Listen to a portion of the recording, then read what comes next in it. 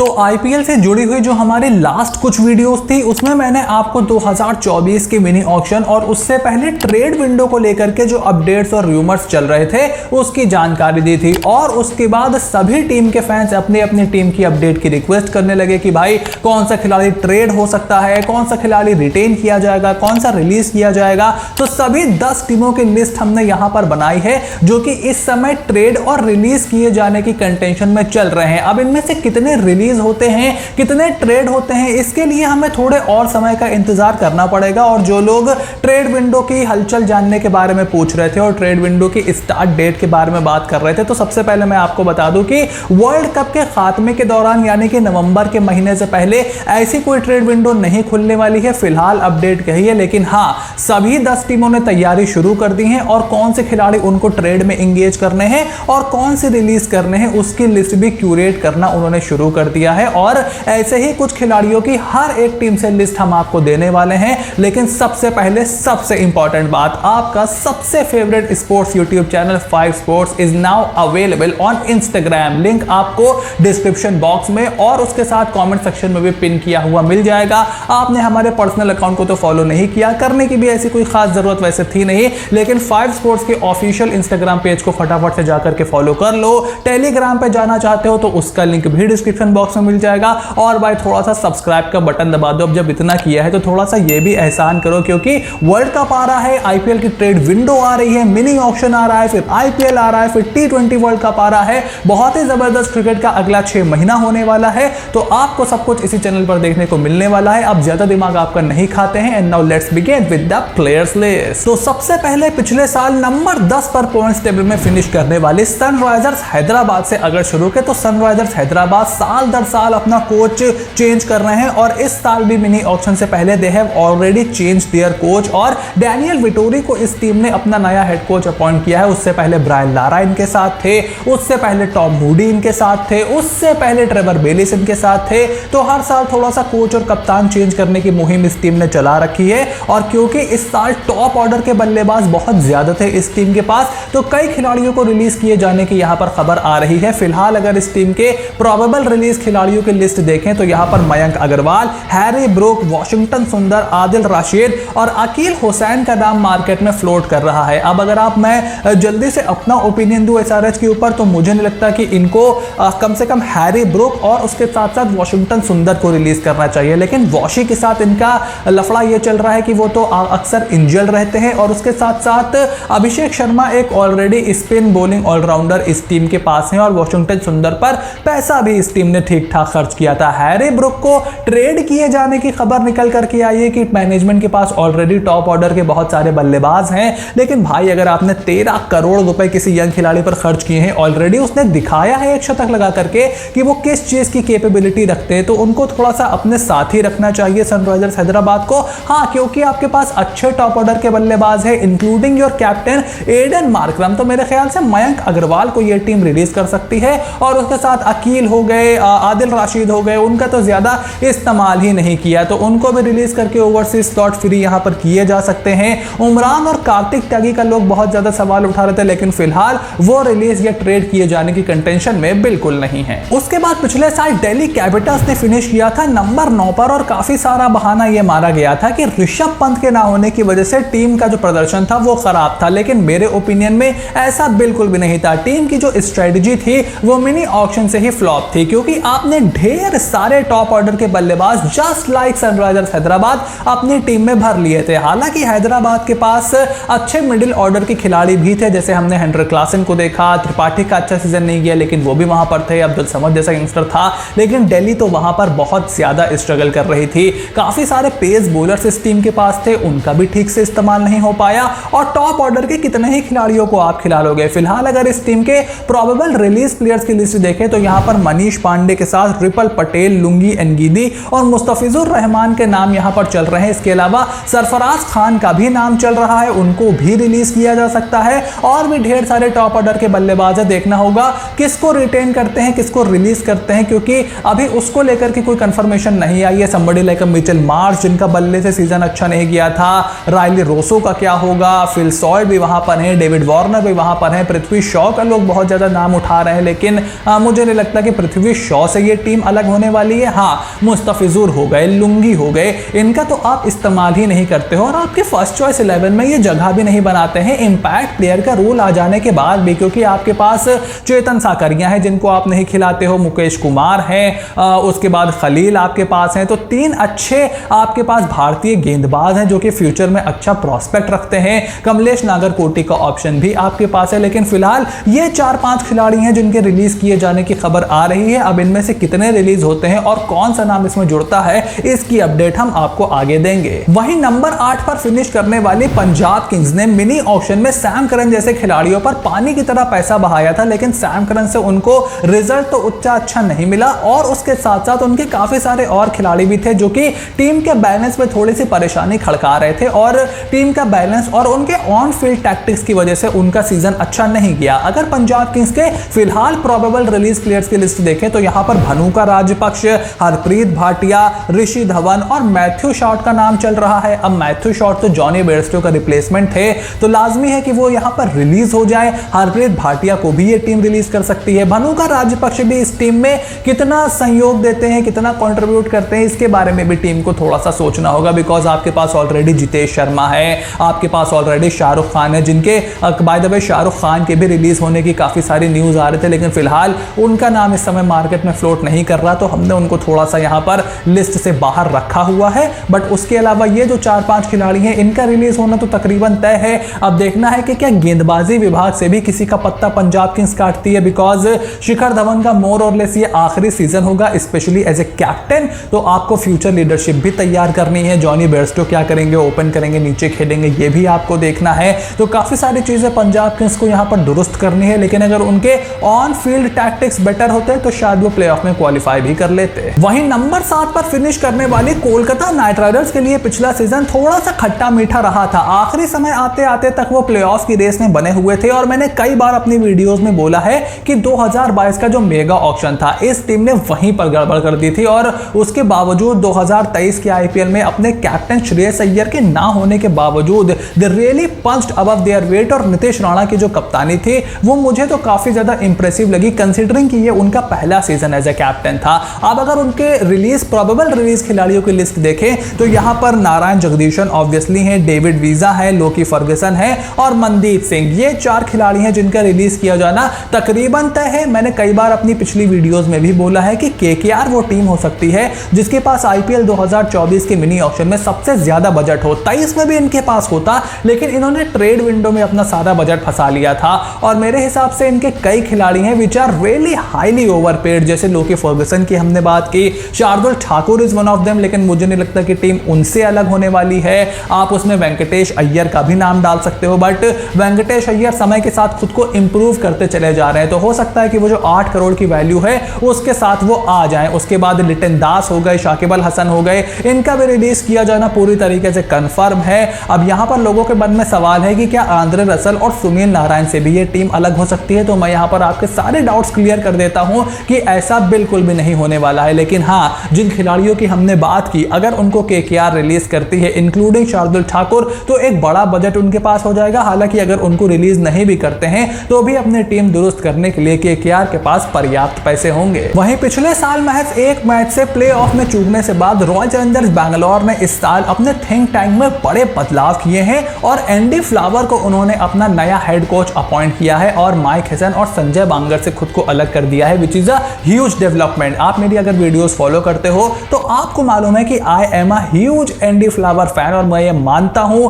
मेरा ऐसा बिलीफ है कि Andy flower is one of the best T20 and white ball coaches going around in the world right now. तो वो कैसे आरसीबी को दुरुस्त करते हैं इसके बारे में हमें थोड़ा सा इंतजार करना होगा, लेकिन हाँ, कुछ बड़े बोल्ड डिसीजंस की यहां पर मैं जरूर उम्मीद कर रहा हूं। हालांकि जैसे मैंने आरसीबी की स्ट्रेटेजी की वीडियो में भी बताया था कि बहुत ज्यादा गुंजाइश उनके पास नहीं है। एंडी फ्लावर के बारे में भी जब हमने बात की थी तब भी मैंने यही बताया था कि वो चाहकर भी बहुत ज्यादा बदलाव नहीं कर पाएंगे इस साल, क्योंकि ऑप्शंस बहुत ज्यादा कम हैं। फिलहाल अगर उनके प्रोबेबल रिलीज खिलाड़ियों की तरफ हम देखें तो यहां पर हर्षल पटेल, दिनेश कार्तिक, सिद्धार्थ कौल और अनुज रावत का नाम फ्लोट अराउंड कर रहा है। अब ये तो एंडी फ्लावर डिसाइड करेंगे कि अनुज रावत को लेकर के उनकी क्या सोच है, क्योंकि पिछले साल टॉप ऑर्डर की जगह इस खिलाड़ी को मिडिल ऑर्डर में मौका मिला था, उसमें भी एक मैच में इसने अच्छे रन भी बनाए थे। तो देखना होगा वो किस तरीके से जज जज करते हैं, बट दिनेश कार्तिक का लगता है मुझे यहाँ पर काम हो गया है, क्योंकि वो क्रिकेट खेल ही नहीं रहे हैं। जब आप क्रिकेट खेलते नहीं हो, साल दर साल आप आते हो 1-2 मैच खेलने, 1-2 महीने मैचेस खेलने,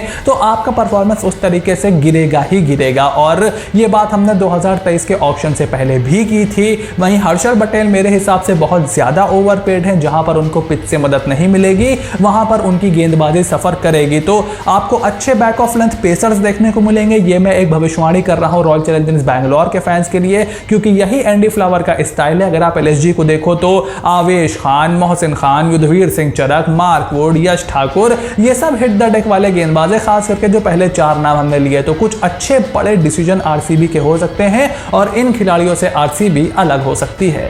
वहीं राजस्थान रॉयल्स का आधा आईपीएल तो ऐसा बीता था मानो कि वो प्लेऑफ में नंबर 1 पर फिनिश करने वाले हैं पॉइंट्स टेबल में, लेकिन उसके बाद उनकी गाड़ी पूरी तरीके से पटरी से उतर गई और आखिरी गेंद पर 9 बॉल फेंक करके वो मैच हार गए और प्लेऑफ में क्वालिफाई करने से चूक गए। और जो उनकी ऑन फील्ड टैक्टिक्स थी, खास करके जिस तरीके से इंपैक्ट प्लेयर का इस्तेमाल इस टीम ने किया था, वो बिल्कुल मेरे सर के ऊपर से चला गया था। और संजू सैमसन की कप्तानी के जो स्टॉक्स थे वो इस आईपीएल के बाद जरूर नीचे गिरे हैं, क्योंकि एक समय पर उनको लग रहा था कि ये तो इंडियन टीम से खेल लेगा, हो सकता है आने वाले समय में T20 क्रिकेट का वाइस कैप्टन बन जाए, लेकिन ना तो वो टीम में अपनी जगह पक्की कर पाए हैं और उनकी कप्तानी पर भी बहुत बड़े बड़े क्रिटिसिज्म हुए थे। तो अगर इस साल के प्रोबेबल रिलीज खिलाड़ियों की तरफ हम चले तो यहाँ पर जो रूट के साथ जेसन होल्डर, नवदीप सैनी और केसी करियप्पा से ये टीम अलग हो सकती है। उसके अलावा रियान पराग का काफी सारे लोग सवाल पूछ रहे थे, बट जैसे मैंने हमेशा स्टैंड लिया हुआ है कि रियान पराग का इस टीम ने ठीक से इस्तेमाल ही नहीं किया है। He is a youngster. कुछ खिलाड़ी होते हैं लाइक तिलक वर्मा जो कि बहुत जल्दी ब्लॉसम कर जाते हैं, कुछ खिलाड़ियों को थोड़ा समय लगता है। युवराज सिंह इसका एक प्राइम एग्जांपल है। एंड्रू साइमंड्स आज से 20 साल पहले आप जाओगे तो इसका प्राइम एग्जांपल थे, लेकिन अभी देवधर ट्रॉफी अगर आपने देखी होगी तो Riyan Parag was on absolute fire in that tournament. तो उनके साथ ये टीम जरूर परसिस्ट करेगी, करना चाहिए इन माय ओपिनियन। लेकिन जिस खिलाड़ी को लेकर मैं बड़ा क्यूरियस हूं और मेरे हिसाब से उनसे जरूर अलग हो जाना चाहिए राजस्थान रॉयल्स को, इस देवदत्त पड्डीकल के करियर के लिए भी ये अच्छा नहीं है और राजस्थान रॉयल्स के बैलेंस के लिए भी ये अच्छा नहीं है। मोस्ट लाइकली उनके साथ ट्रेड में इंगेज करने की कोशिश करेगी राजस्थान रॉयल्स। अब क्या वो ट्रेड में इंगेज हो पाते हैं ये देखना बहुत ही इंटरेस्टिंग होगा। वहीं लास्ट ईयर एक बार फिर से एलिमिनेटर मुकाबले में लखनऊ सुपर जायंट्स को हार का सामना करना पड़ा और कृणाल पांड्या की कप्तानी में वो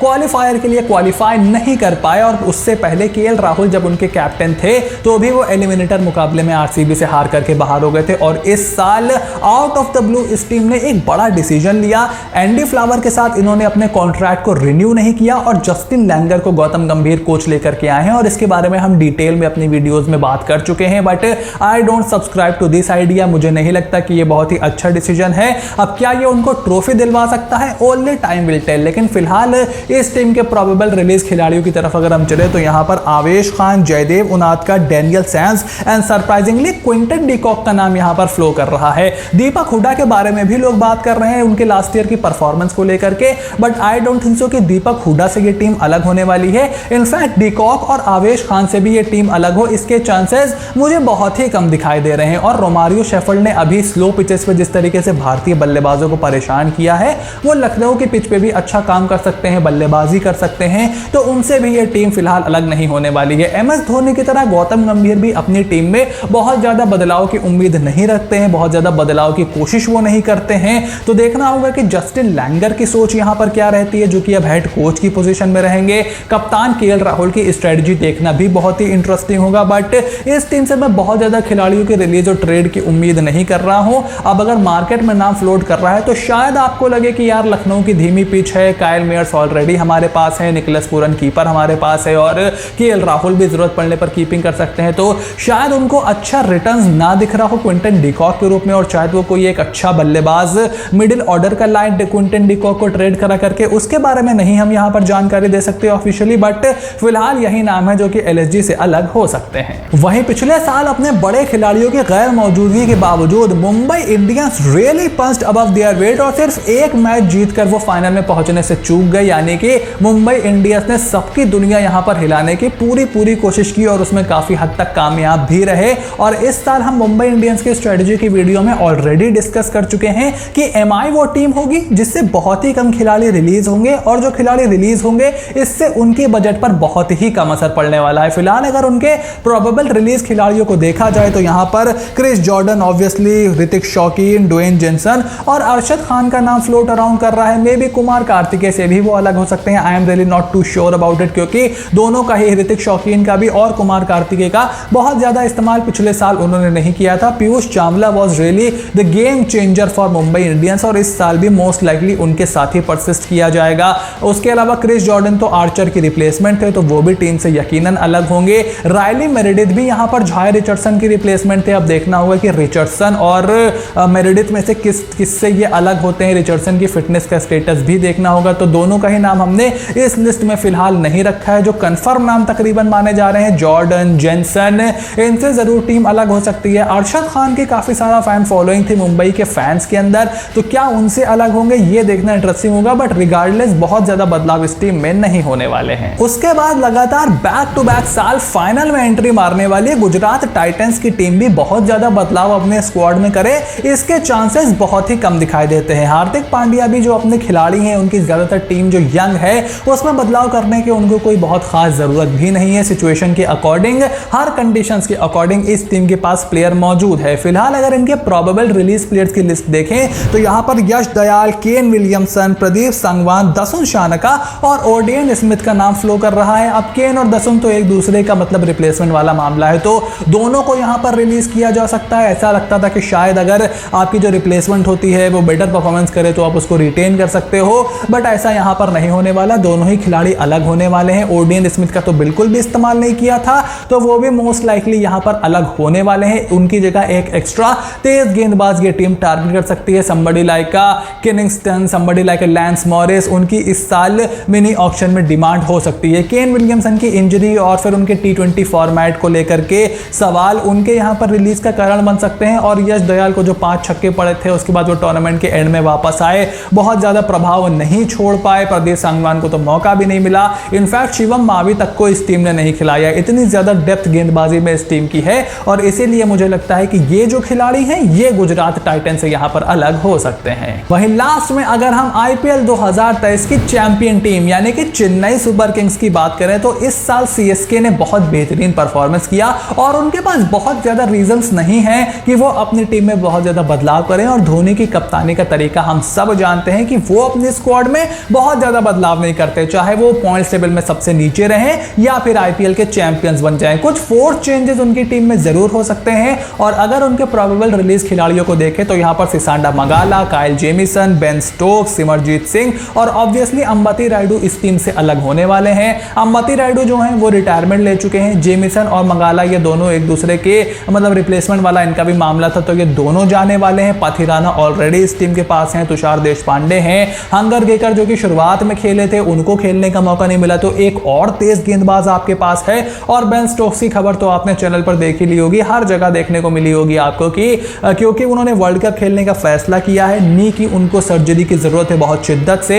उसके बाद उनको भारत में 5 मैचों की सीरीज भी खेलनी है, तो वो सीरीज खेल करके वो नी सर्जरी यहां पर कराएंगे, यानी कि किसी भी हाल में वो IPL नहीं खेलने वाले हैं। इनफैक्ट इंग्लैंड का जो होम सीजन होगा अगले साल उसके लिए भी उनकी अवेलेबिलिटी यहां पर थोड़े से क्वेश्चंस उस पर लग गए हैं। तो बेन स्टोक्स और रायडू यानी कि ये 20-22 करोड़ रुपए आपके फ्री होने वाले हैं। उसके बाद आप इसमें जेमिसन का अमाउंट जोड़ लो, 5 करोड़ जो हर फ्रेंचाइजी को मिलेगा उसको जोड़ लो, तो बहुत ही मोटी रकम लेकर के चेन्नई सुपर किंग्स ऑक्शन में उतर सकती है और कोई अच्छा तेज गेंदबाज या फिर कोई एक अच्छा मिडिल ऑर्डर हिटर इस टीम में जा सकता है। मोइन अली के बारे में लोग बात कर रहे थे, धोनी अपनी टीम में ज्यादा बदलाव नहीं करते and I don't think so कि मोइन अली उनसे अलग होने वाले हैं। तो ये थे IPL 2024 के मिनी ऑक्शन और ट्रेड विंडो में फ्लोट किए जाने वाले कुछ नाम जिनकी चर्चा इस समय मार्केट में चल रही है। जैसे कि मैंने वीडियो की शुरुआत में बताया था, अब इनमें से कितने रिलीज होते हैं, कितने ट्रेड होते हैं और किनको रोक करके रखा जाता है, इसके लिए हमें थोड़ा सा ऑफिशियल इंफॉर्मेशन का इंतजार करना पड़ेगा।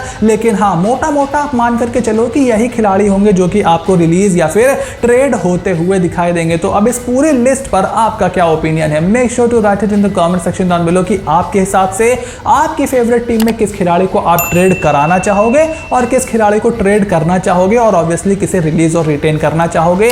सब कुछ कमेंट बॉक्स में लिख करके जरूर बताओ। और एक बार फिर से मैं आपको याद दिला दूं कि इंस्टाग्राम पर हमारा ऑफिशियल 5 स्पोर्ट्स का पेज आ गया है, उसको जाकर के फटाफट से फॉलो कर लो। वहां पर ढेर सारी रील्स, अपडेट्स, स्टोरी में क्वेश्चन आंसर सेशन, बहुत ही ज्यादा मौज और मजा होने वाला है। लिंक आपको डिस्क्रिप्शन और कमेंट बॉक्स में मिल जाएगा and I will see you soon in the next